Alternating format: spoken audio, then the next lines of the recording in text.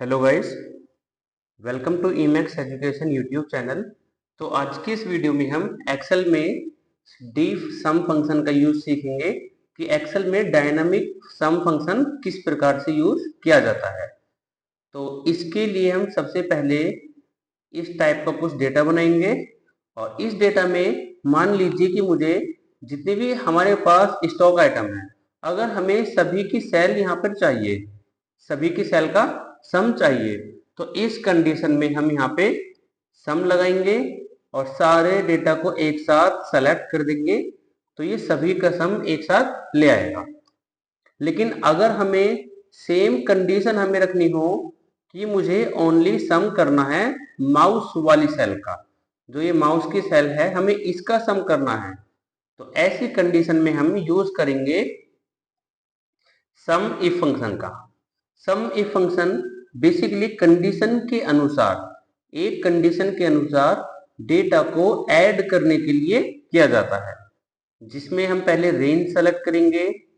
तो रेंज हो गया माउस का डेटा, टोटल हमें नेम वाला कॉलम सेलेक्ट करना है, और क्राइटेरिया इसमें हम इस माउस को सर्च कर रहे हैं, कॉमा, और सम रेंज में हमें उस डेटा को सेलेक्ट करना है जिसका हमें सम चाहिए, यानी कि सेल वाला सभी डेटा, ब्रैकेट क्लोज।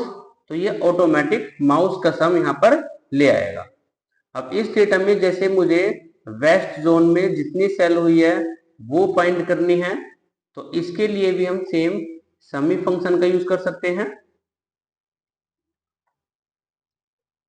अब इसके अंदर सबसे पहले रेंज पूछ रहा है ये, तो रेंज के लिए हम उस डेटा को सेलेक्ट करेंगे जिस डेटा का हमें सम निकालना है, उसके पूरे कॉलम को। हमें सम चाहिए वेस्ट जोन का, तो इसका पूरा कॉलम एक साथ सेलेक्ट कर लेना है, कॉमा, क्राइटेरिया इसमें हम वेस्ट जोन को सर्च कर रहे हैं, और सम रेंज हो गई सेल वाला डेटा।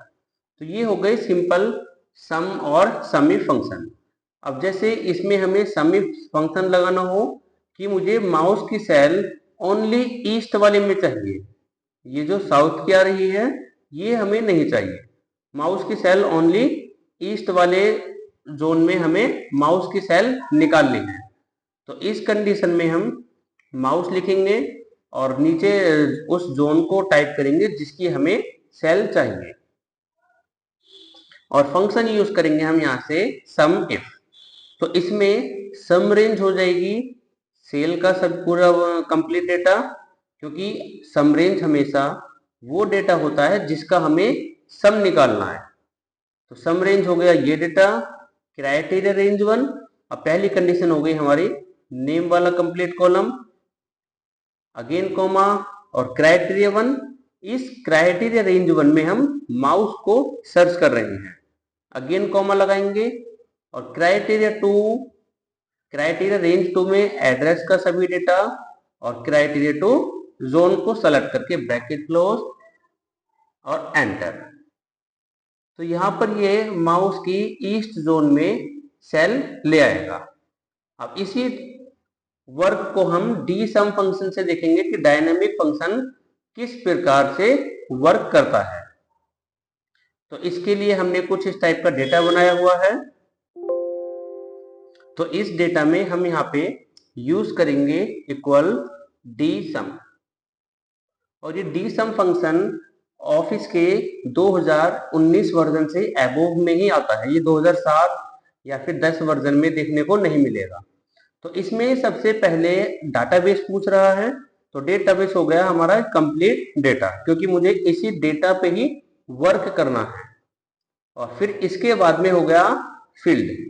फील्ड मीन्स हमें किसका सम चाहिए, हमें चाहिए क्वांटिटी का सम, क्योंकि हमें यहाँ पर जो भी स्टॉक नेम लिखा हुआ है माउस, तो उसकी टोटल क्वांटिटी चाहिए कि माउस की टोटल क्वांटिटी हमारे पास कितने हैं। तो इसके लिए यूज करेंगे हम डी सम इक्वल डी सम। डेटाबेस में तो कंप्लीट डेटा सेलेक्ट करेंगे, कॉमा, और फील्ड में हमें चाहिए क्वांटिटी का सम, तो क्वांटिटी को सेलेक्ट कर लेंगे इसकी हेडिंग को, अगेन कॉमा लगाएंगे, और क्राइटेरिया हो गया हमारे पास जिसका स्टॉक नेम माउस हो। तो ये क्या काम करेगा, सम डी फंक्शन, डी सम फंक्शन इसी डेटा में से जिसका स्टॉक नेम माउस है, तो ये हेडिंग को मैच कराएगा। ब्रैकेट क्लोज, एंटर, तो टोटल माउस की क्वांटिटी का सम हमें एक साथ मिल जाएगा। अब जैसे हमें चाहिए जिसका स्टॉक नेम सीपीयू हो, उसका हमें टोटल अमाउंट निकालना है, टोटल अमाउंट, यानी कि सीपीयू की जो टोटल लास्ट वाली वैल्यू है, इस सभी वैल्यू को हमें एक साथ इसका सम निकालना है। तो यूज करेंगे डी सम। डेटाबेस में कंप्लीट डेटा सेलेक्ट करेंगे और क्राइटेरिया फील्ड में अब हमें सम चाहिए अमाउंट का, तो अमाउंट वाले कॉलम को सेलेक्ट करना है और क्राइटेरिया हमारे पास स्टॉक नेम सीपीयू हो जाएगा, ब्रैकेट क्लोज, एंटर। तो ये सीपीयू के सामने वाले सभी सेल को सम करके ले आएगा। ये सेम वर्क सम इफ की तरह ही करता है। अब इसे हम सम इफ से निकालते हैं। रेंज हो गया इसमें नेम का डेटा और क्राइटेरिया हो गया CPU and sum range amount का डेटा। तो इस टाइप से दोनों में हमें सेम आउटपुट मिलने वाला है। नेक्स्ट फंक्शन है इसमें यूज ऑफ आई एम सम। इसका यूज हम बेसिकली इस टाइप के डेटा पे करते हैं।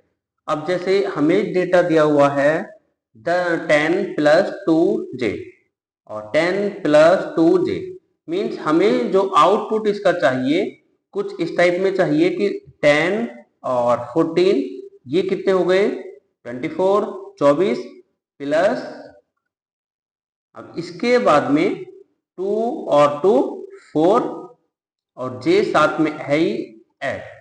तो इस टाइप का हमें इसके में आउटपुट चाहिए, तो इसके लिए हम यूज करेंगे आई एम सम।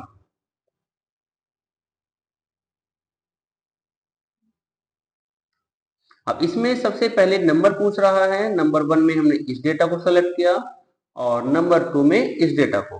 तो ये प्लस से लेफ्ट साइड की जो भी वैल्यू होंगी उन्हें ऐड करके ले आएगा और प्लस से राइट साइड वाली वैल्यू को एक साथ ऐड कर देगा। लास्ट में जो ये अल्फाबेट है ये कुछ भी हो सकता है। आप इसमें आई ले लो, चाहे जे ले लो, चाहे के ले लो, ये सभी पे प्रॉपर वर्क करेगा। अब इसमें भी हमने जैसे के डाला तो सेम हमें आउटपुट मिल जाएगा। के की जगह जे डालते हैं तो इसमें हम आई और जे पर ये वर्क करता है। नेक्स्ट फंक्शन है सम एसक्यू। इसका हम यूज करते हैं दो वैल्यू के स्क्वायर को ऐड करने के लिए। अब जैसे हमें डेटा कुछ दिया हुआ है इस टाइप से, इसमें नंबर 1 हो गया और नंबर 2 हो गया। हमें इसमें क्या काम करना है, नंबर 1 और नंबर 2 इन दोनों के स्क्वायर को ऐड करके आंसर हमें चाहिए। जैसे कि 9 का स्क्वायर क्या हो गया, इक्वल 9 इंटू 9, तो इसका स्क्वायर हो गया 81 और 4 का स्क्वायर हो गया इक्वल 4 इंटू 4। और इन दोनों को जब हम ऐड कराएंगे तो इस टाइप का हमें डेटा मिल जाएगा। या फिर हम इसे फंक्शन की हेल्प से भी कर सकते हैं। पावर लगाया हमने, नंबर हो गया ये और कॉमा 2 पावर हमें इसकी चाहिए, तो सभी की हमारे पास यहाँ पावर निकल के आ जाएंगी। सेम ऐसे ही हमने इसमें पावर लगाया, नंबर हो गया नंबर 2 और पावर हमें इसकी 2 चाहिए, तो आउटपुट हमें कुछ इस टाइप का मिलेगा। और जब हम इसका सम करेंगे तो वही रिजल्ट मिलेगा जो हमने सम एसक्यू फंक्शन से निकाला है। यानी कि 9 की पावर 2 81, 4 की पावर 2 16 और 81 प्लस 16 इक्वल टू 97। तो इसी को हम डायरेक्ट भी निकाल सकते हैं सम एसक्यू फंक्शन से। सम स्क्वायर रूट, इसमें नंबर 1 में हमने 9 सेलेक्ट किया और नंबर 2 में हमने 4 को सेलेक्ट किया, ब्रैकेट क्लोज और एंटर। तो इस टाइप का डेटा हमें आउटपुट में मिल जाएगा। ओके फ्रेंड्स, तो ये भी सेम इसी तरह वर्क करता है। ये नेक्स्ट फंक्शन है सम प्रोडक्ट। सम प्रोडक्ट का यूज बेसिकली दो कॉलम को आपस में मल्टीप्लाई करके ऐड करने के लिए किया जाता है। अब जैसे हम एग्जांपल समझते हैं, ये हमारे पास कुछ स्टॉक आइटम है और इसमें क्वांटिटी दी हुई है और इसका पर प्राइस यानी कि एक का प्राइस 240 है।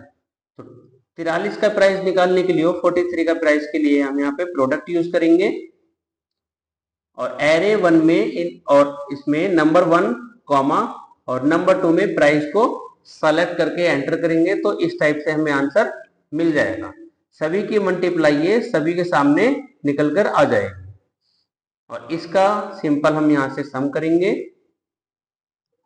तो इस टाइप का डेटा आउटपुट में मिल जाएगा हमें 3,26,170।